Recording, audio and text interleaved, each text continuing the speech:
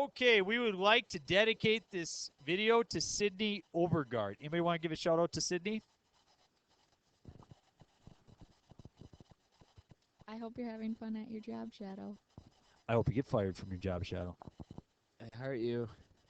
What? Oh boy. Oh man. Sydney, I hope you don't get fired. I really don't. And I just gonna pretend we didn't even ask Preston. All right. Sydney, you need to know how to do ellipses. And so here's the deal. Definition of an ellipse is the set of all points whose distances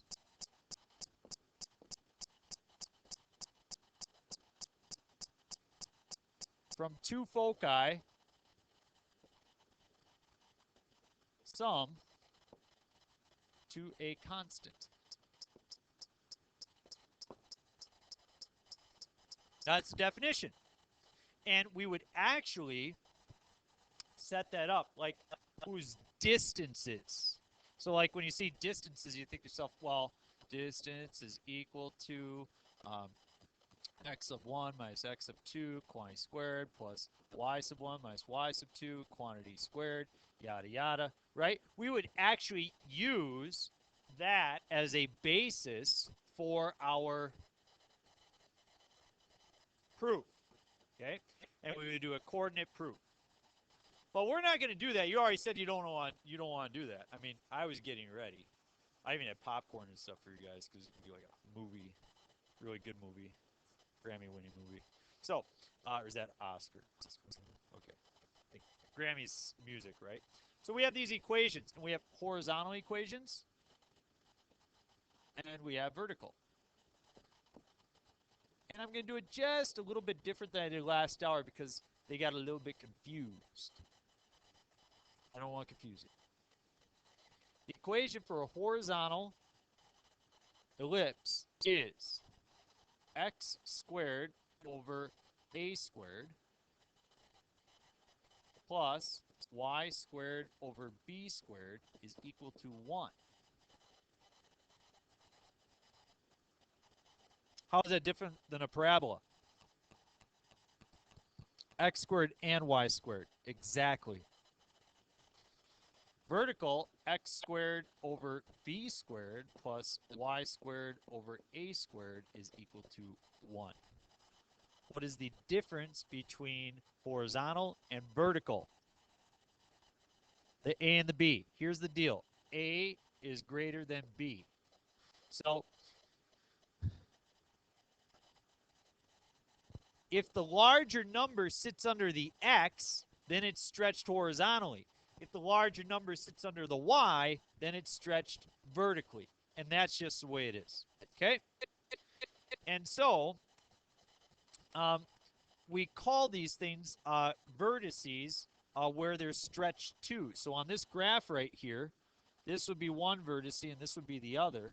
And it has a distance from the center of A.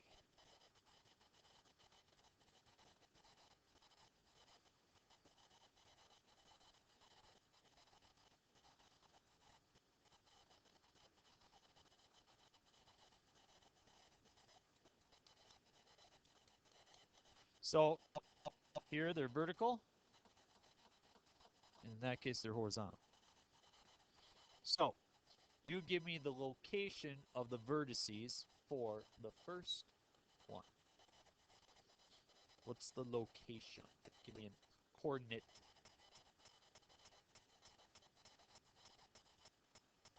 Like 3, 8. Well, we don't know an actual number, right? We just know it's a unit. So how about A0 and negative A0? A units to the right, up 0. A units to the left, up 0. Same thing for the next one, except be in the y coordinate. And if you would rather just write it as 0 plus or minus a, that would be fine too.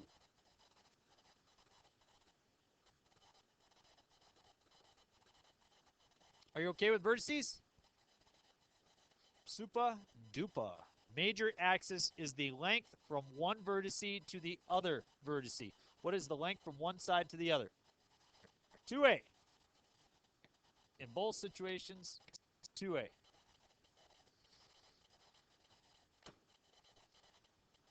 Yes. If you're stretched a units horizontally, how many units do you think you're stretched vertically in this one? B units. So you can see that this location right here is B. This would be negative B units because you'd be stretched B units in each direction. So the length of the minor axis is 2B.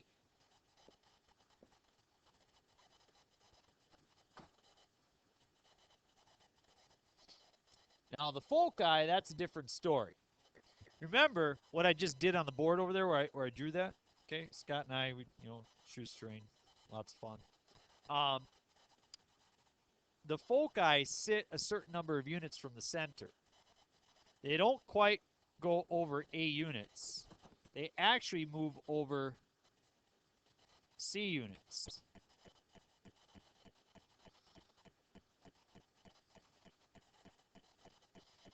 They're along the major axis, and they are C units in each direction from the center.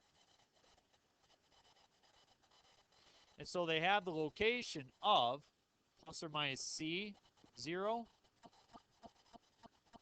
and 0 plus or minus C. Now, what thought is going through your brain? You should be asking a question right now. You should be saying, how do I find C? How do we find it? You use this formula. C squared is equal to A squared minus B squared. It's not the Pythagorean theorem, but it's pretty darn close. So it's not that bad to remember. Now, one of my most super and excellent students of all time said, Mr. Gens, I can't keep this stuff straight. I got it. I get it. It's a lot of information between parabolas and this one. They're going to get hyperbolas tomorrow or Friday. Here's the deal. Like I said, you get to use notes on this. You just got to find a way to keep it straight.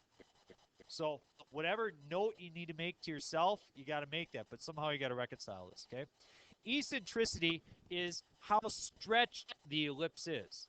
So we measure how stretched is it. And the way that we measure how stretched it is we look at C and we divide that by the distance A. And that gives us E for eccentricity. And that's the same whether it's vertical or horizontal. The deal is that E always sits between the values of 0 and 1. You'll always end up with a number between 0 to 1. Closer to 1, the more stretched out it is. Closer to 0, the more it looks like a circle.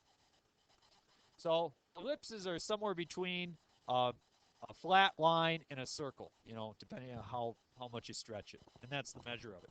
And that was really, really important to the early mathematical geniuses that were pursuing astronomy and mapping the motion of planets. So let's do a problem. So there's your notes. Now let's put it to work. Sketch a graph. We'll also talk about the center here. I didn't bring that up. We'll talk about the vertices, foci, eccentricity, length of the major axis, length of the minor axis, and most helpful to just identify what A, B, and C are right away. Now, before we do anything else, I want you guys to realize that when we identify all those characteristics, the center is going to be at 0, 0. Okay? You don't have to write this down, but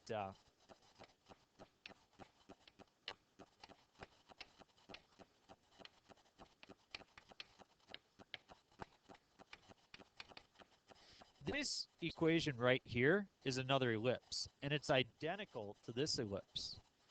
The only difference is that everything is shifted how many units to the right? 1, and how many units down? Down 3. Right 1, down 3. Okay? This would be a shifted ellipse. We're not going to do any shifted ellipses today. We did shifted parabolas the other day. Okay? So we'll get to that later. Everything today is going to just be centered at 0, 0. Okay?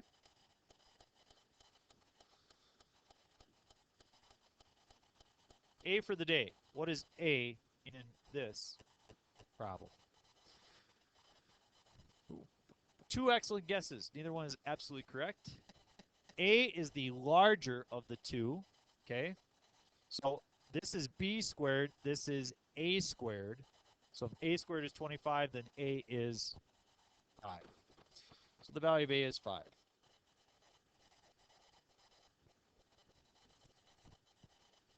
B is 2.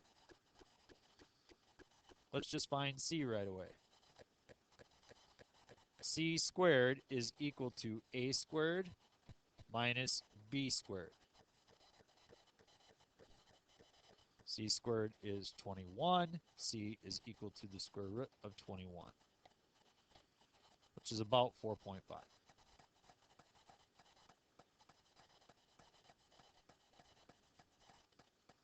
I have my A, B, and C values. That's all there is to it. Let's put them on the graph, and as we draw it, we will then identify the characteristics of the graph. The reason why I found A, B, and C right away was so I knew how big to make my graph. 5 by 5 will suffice.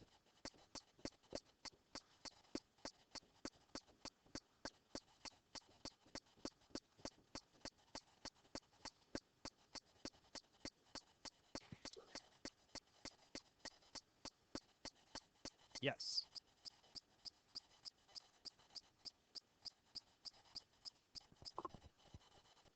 Good question. A is always larger than B.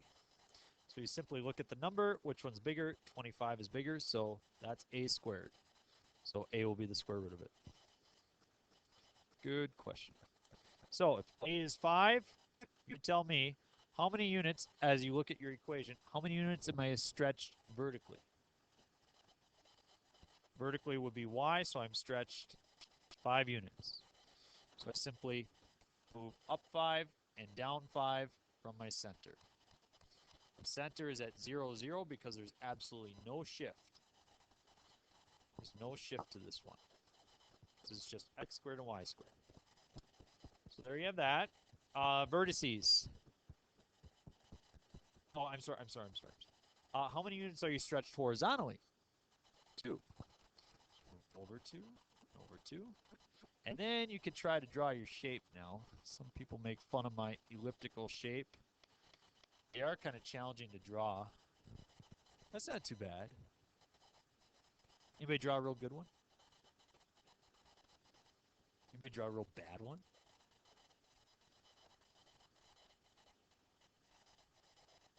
Some of yours look like an egg that got dropped on the floor. That's all right. That's the way mine looked the other day, too. All right. They're difficult to draw to get them real smooth and accurate and kind of, symmetrical. It's tough. Don't worry. So that's my shape. So as you look at the shape, what are the vertices? The vertices can be the left and the right or top and the bottom? Top and the bottom. So it'll be 0 and plus or minus 5.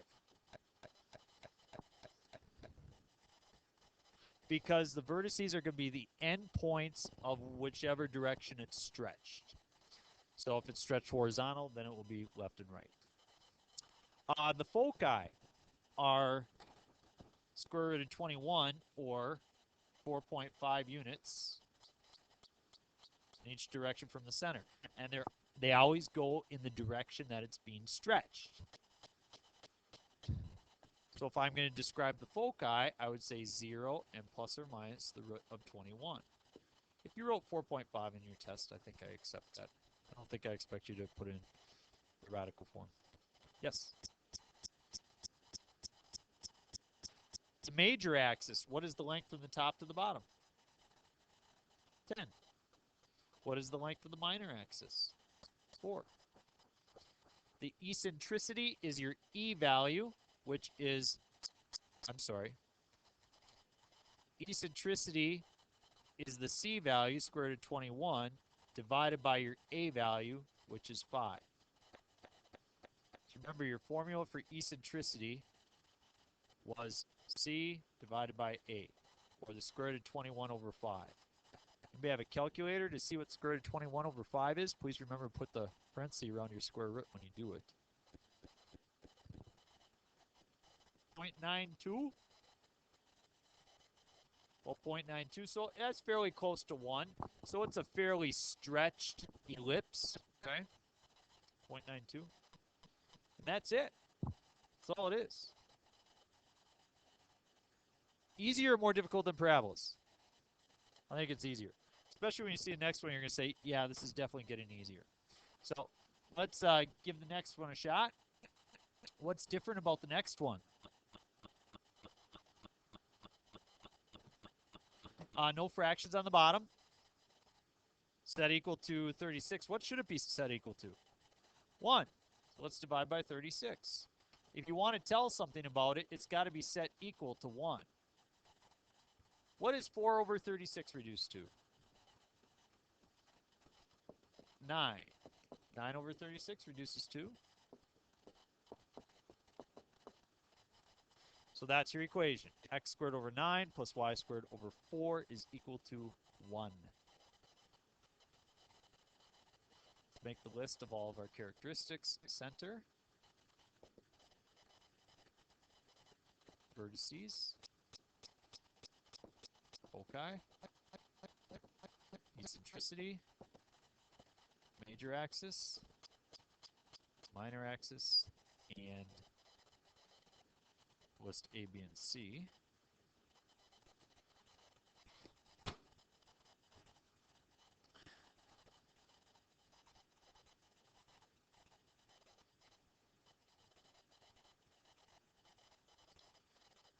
First things first, can you tell me, is this going to be stretched more horizontally or vertically?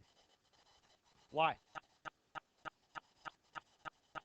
Greater number is under x. So since the bigger number is under x, it's stretched horizontally. So your A value is 3, your B value is 2. Set up my equation, find C. C squared is equal to A squared minus B squared. 9 minus 4 is 5. So C is the square root of 5, or 2.21. I have my A, B, and C values. I have all the information I need to sketch the graph. I know that a 3 by 3 is going to be more than enough to get everything I need on this graph.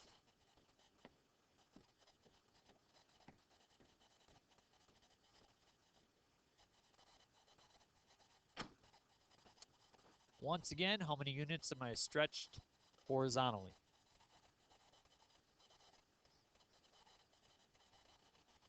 3. How many units am I stretched vertically? 2. So I stretch it from the center, and I draw my shape, and I did a really bad job.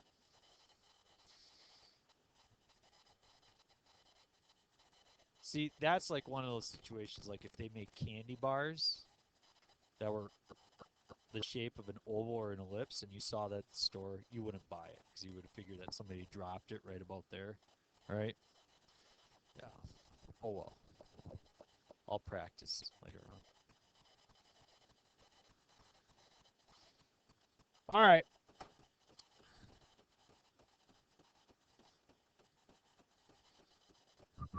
What's the center?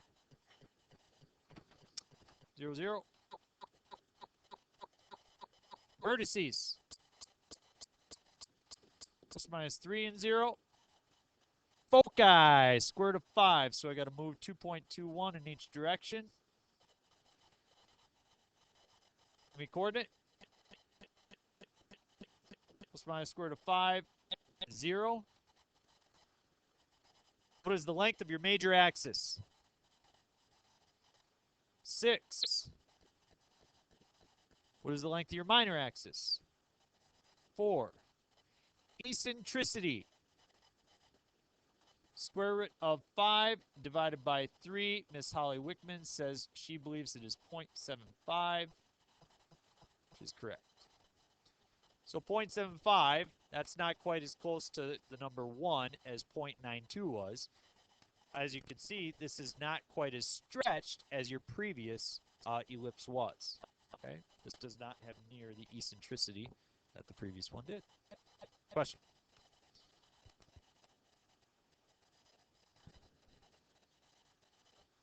Correct. Yep. Because a circle would be, say, x squared over 9 plus y squared over 9 is equal to 1. How many units does it stretch vertically? 3, and horizontally? 3. So you can see it looks like an ellipse. This is really just a circle, 3 units in each direction. And for your formula, C divided by A, you can tell your A value is going to be 3. C, in this case, is A squared minus B squared, which is 0. So, get 0. Flip it over. Here we go. We got 2 more problems today. Forget about that one. We don't need to do it. We're going to look at the very first example that we did. X squared over 4 plus y squared over 25 is equal to 1. And all I want to do is, you don't have to do this in your assignment, but if I were you, well, I was you at one point. I was a student. And I said to myself, I wonder what this looks like on my calculator. Because I can't graph an ellipse because an ellipse does not pass the vertical line test. So if it doesn't pass the vertical line test, it's not a function. So how do you graph stuff that's not a function on your calculator? And I thought, well, there's got to be a way around it. So what I did is, if you look at your calculator, you can't put in like a y squared. You have to put in a y equals, correct? So what do you think I have to solve for in this problem?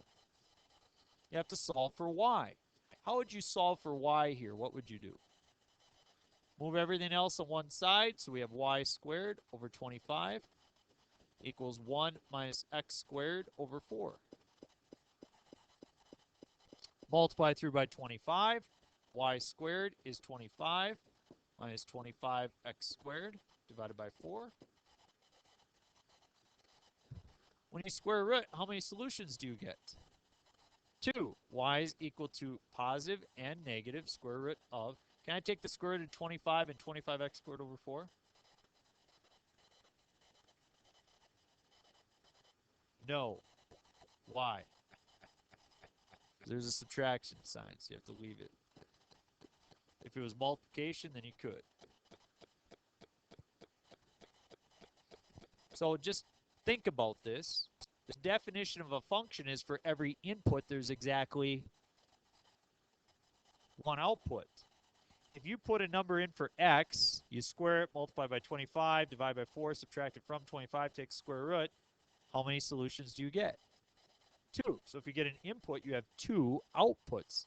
Well, that doesn't pass a vertical line test. It's not a function. So what I do is I plug both of them into my calculator. I plug the top half, and I plug in the bottom half. And when I graph it, I like to zoom as a square, number 5. It distorts the picture to give me more of a realistic view. And you can see I get that shape. The calculator doesn't have enough pixels to do that part right there. It doesn't have enough pixels. So if you zoomed in, you might be able to get it. But, you know, anybody have a new TI-84 that's got the LCD screen? No? There's a couple of them in the school. You want one, don't you?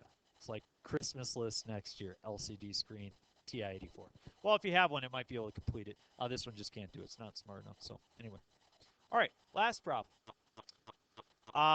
We got to do problem B tomorrow. It just takes too much work. So write an equation for the following ellipses that satisfy the given condition. So now what we want to do is we want to actually write an equation, where your equation is either going to be x squared over a squared plus y squared over b squared is equal to 1, or you're going to have x squared over b squared plus y squared over a squared is equal to 1. We know that those are the two forms of the ellipses that we've talked about. You tell me, which one is it, first or the second? Second. How come?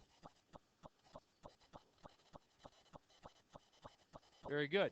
As you look, this is along the y-axis as it's stretched. The vertical stretch, or the stretch for the vertices is 5 units, and it's along the y-axis, and the focus moves along the y-axis as well. So this is stretched in the vertical direction, so that means that a, the larger number, is going to be under y squared. Okay? So I know that that's going to be my formula, or my equation. I just simply now have to identify a, b, c, and I can, use those to determine my equation. You know a.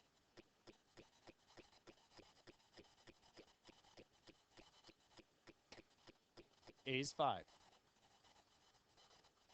Because a tells you, how many units from the center you move for the vertices. And you can see from this information it's 5.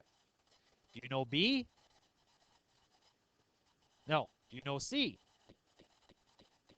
The foci are c units from the center. So c is 4. Exactly. In order to find b, because a helps me write the equation, but c doesn't help me write it. I have to know what b is, so I got to solve.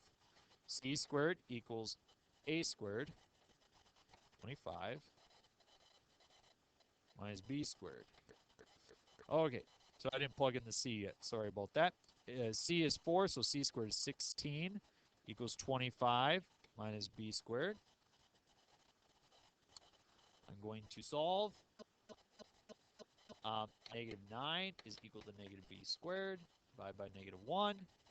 9 is b squared. 3 is equal to b.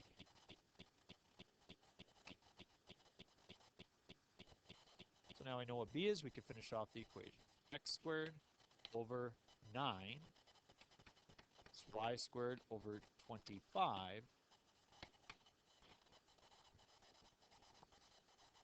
And that's it. What do you think of that? You like that. You say, Mr. Gens, this is easier than parabolas. Good. I want you to do super well with your assignment. 1 through 4 are matching. The matching should be easier than the previous ones. Then you have some graphing, and you have then 2 writing equations. We will do the last example tomorrow. You should have some time to work in class as well. Sydney, we miss you. We hope you're enjoying your day of playing hooky. Yeah, do something fun. All right.